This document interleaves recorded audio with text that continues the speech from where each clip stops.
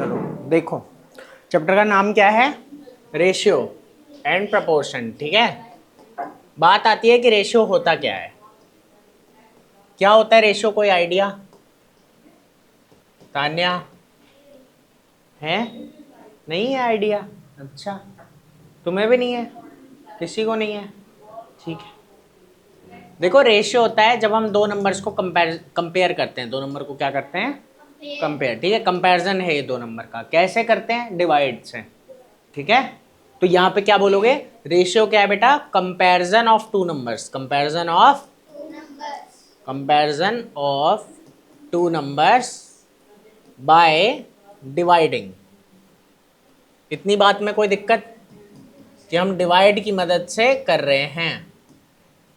ठीक है, अब कहानी क्या बनती है यहाँ पे? मान लो मैंने कहा तिशा है। ठीक है, तिशा के पास है 20 टॉफीज। कितनी टॉफीज हैं? 20 टॉफीज हैं। और तान्या के पास, अच्छा दोनों टी हैं, चलो एक अलग ले लेते हैं, ये भी तनिष्क है, बताओ सब टी ही टी है ना? इसको ले लेते हैं सारिका। सारिका है, ठीक है, सारिका के पास 10 टॉफीज है। कितनी है बेटा? 10। कोई दिक्कत इतनी बात में?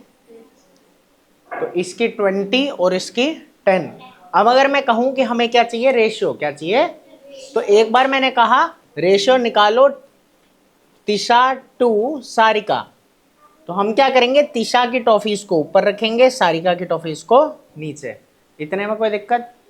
जब हमने ऐसा किया तो क्या होगा बेटा इस केस में कि तिशा की टॉफी कितनी थी? 20 और डिवाइडेड बाय 10। जब आप इसे काटोगे तो ये आ जाएगा 2:1। इसको 2:1 पढ़ते हैं। समझ में आई बात कि नहीं आई? ठीक है, तो यही होता है रेशियो।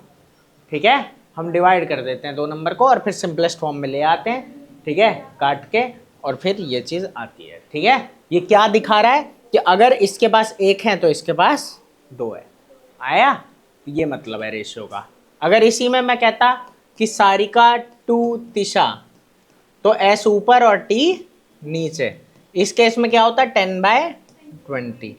ठीक है, काटते तो ये आ जाता 1:2। ठीक है, मतलब उसके पास दो है तो उसके पास एक। आ गया? कोई दिक्कत है?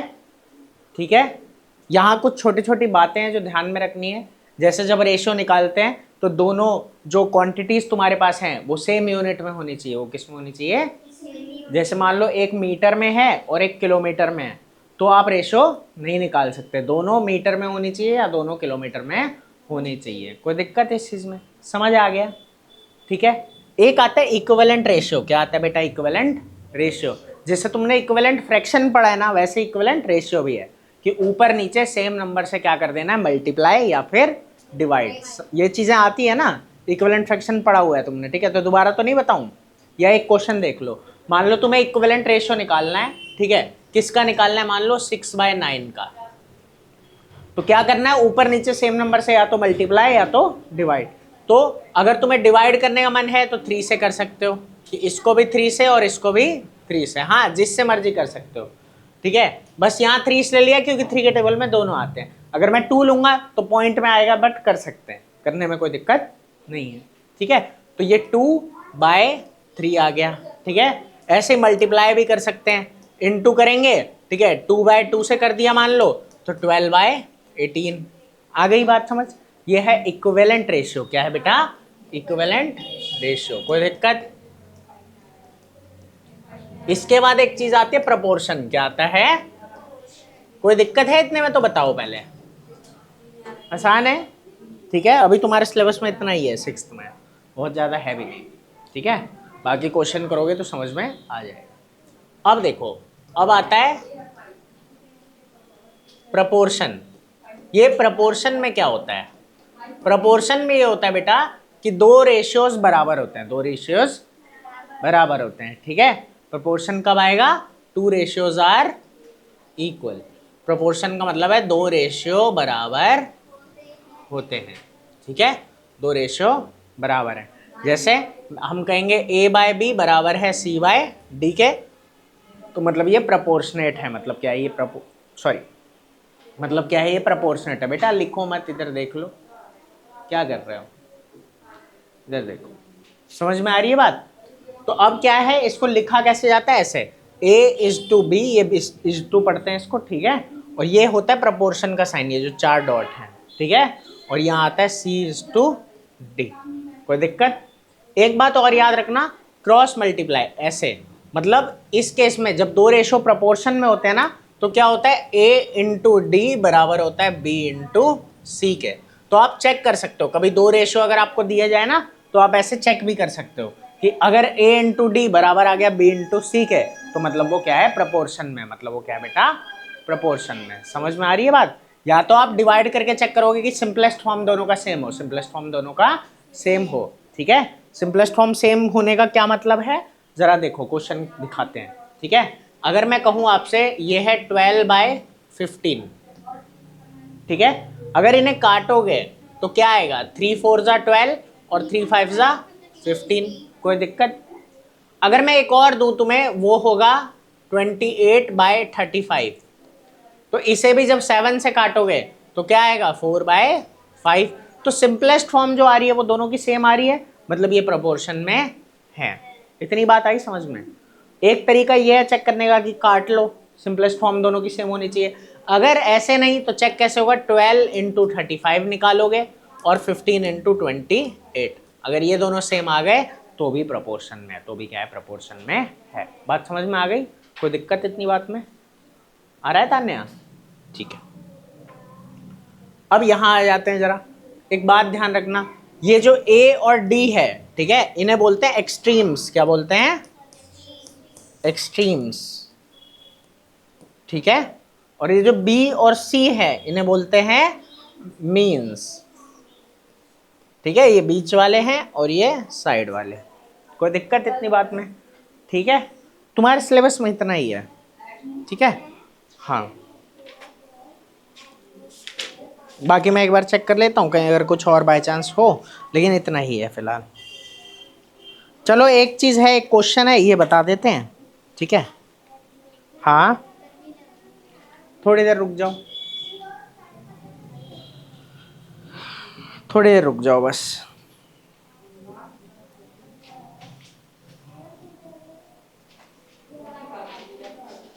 चलो ठीक है, कुछ क्वेश्चन है छोटे छोटे, ये डिस्कस कर लेते हैं, बस काम खत्म, ठीक है। क्योंकि फ्रैक्शन में आप ये चीज़ें पढ़ चुके हो, तो बहुत ज़्यादा यहाँ पे मतलब दिक्कत वाली बात नहीं आएगी क्वेश्चंस करने में। जैसे देखो, अब एक क्वेश्चन है, ये कह रहा है जो रेशियो है गर्ल्स टू बॉयज़ का, गर्ल्स टू बॉयज़ का, ठीक है, वो दे रखा है आपको 5:7, ठीक है। और कह रहा है कि टोटल बच्चे हैं 1200। टोटल बच्चे कितने हैं? 1200। अगर कभी आपको ऐसे दे दे कि रेशियो दे रखा है 5:7 का, ठीक है, और टोटल दे रखा है, और आपको बताना है गर्ल्स कितनी और बॉयज कितने, तो कैसे बताया जाता है ये भी सीखना है। ये ऐसे बताया जाता है, देखो टोटल क्या है 1200, टोटल क्या है बेटा 1200 है ना। तो हम लेते हैं 1200 इंटू गर्ल्स कितनी, ये 5 ना, जी क्या है 5, और डिवाइड में इन दोनों को प्लस करो, 7 5 क्या होता है 12, तो 12 से क्या कर दोगे डिवाइड। आई बात समझ में? फिर 12 से 1200 को डिवाइड करोगे, ये आता है 100, ये आ जाएगा 500। आ गया समझ में? आसान है। बॉयज निकालने हैं तो क्या करोगे, 1200 इंटू 7 डिवाइडेड बाय 7 और 5 कितना होता है 12, ये आ जाएगा 700। आसान है, कोई दिक्कत? तो ये बात एक याद रखना कि नीचे क्या डाल देते हैं, टोटल, नीचे क्या डाल देते हैं टोटल, ठीक है। और ठीक है, बाकी का हो जाएगा आपसे, कोई खास दिक्कत वाली बात नहीं है। एक बात है, ये सब आप बचपन में भी कर चुके हो, ठीक है, कि आपको पता है कि अगर मैं कहूं कि मान लो मैं कह रहा हूं नॉर्मली 4 एप्पल्स जो हैं, 4 एप्पल्स हैं आपके 32 रुपीज़ के, कितने के बेटा 32 रुपीज़ के।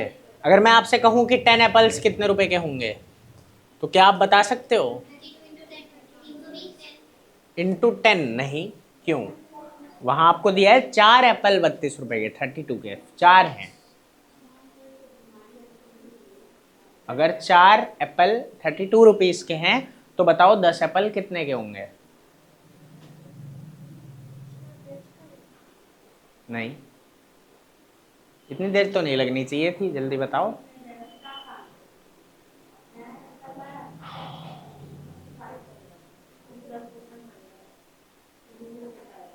अच्छा ऐसे सुनो, ऐसे क्वेश्चन को ऐसे करते हैं, 4 एप्पल 32 रुपीज के है ना, तो एक कितने का होगा?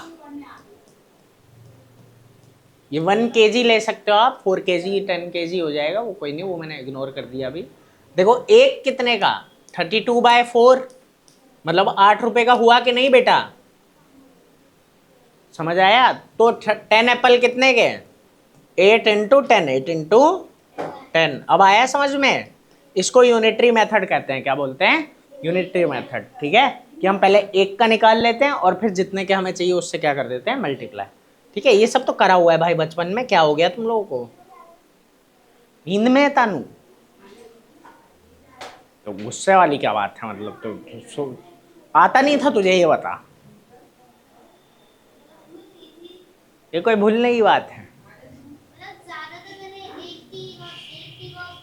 तो कभी अगर तुम्हें हाँ ऐसे दे देना, 4 इतने रुपए के हैं, 10 कितने हुए, तो पहले इसको 32 को 4 से क्या कर दिया, डिवाइड। ठीक है, तो एक का प्राइस आ गया और फिर एक के प्राइस आने के बाद मल्टीप्लाई। ठीक है, यही यूनिटरी मेथड आपकी बुक में दिया हुआ है। क्या बोलते हैं इसको?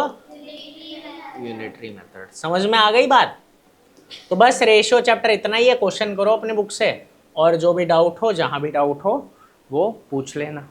ठीक है, बस खत्म। तो अब इतना ही था, तो मैं क्या पढ़ा दूँ इसमें?